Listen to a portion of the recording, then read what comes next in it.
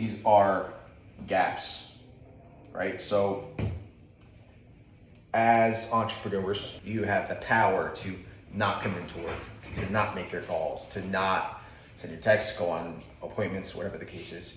And life does get in the way constantly.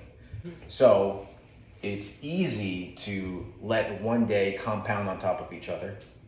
It's not easy to stay consistent, but you start with a wide gap to where you don't do what you need to do for an extended period of time.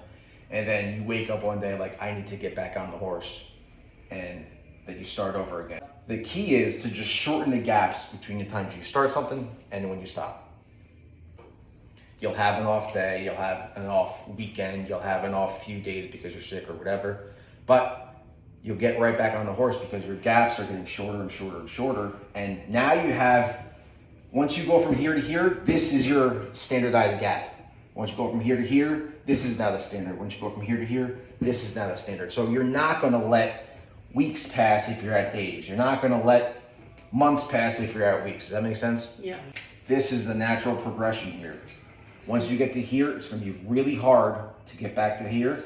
It'll suck if you get back up here, but then you come back down, right? And then you may come back up here, but then you're like, all right, I gotta get back on my shit.